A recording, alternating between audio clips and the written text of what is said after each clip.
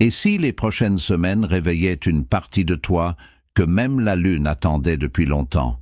Si tu es Cancer, Poisson ou Scorpion, en solaire, en lunaire ou en ascendant, le ciel du 17 février au 11 mars ouvre une séquence émotionnelle puissante. Une période où ton monde intérieur va parler plus fort que d'habitude. Tout commence avec la nouvelle lune en Verseau du 17 février. Une énergie de rupture invisible.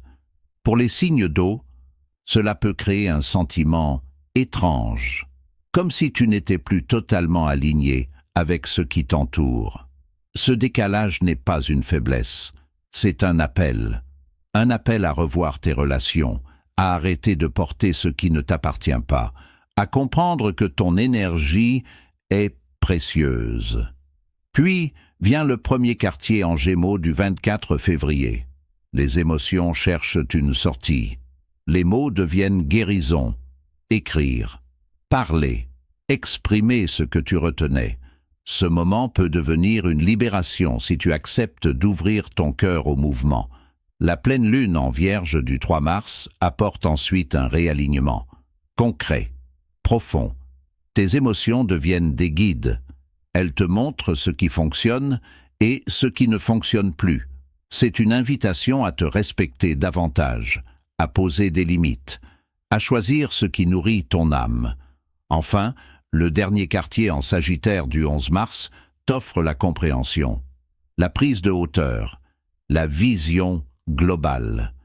Comme si, après la tempête intérieure, tu pouvais enfin voir le chemin.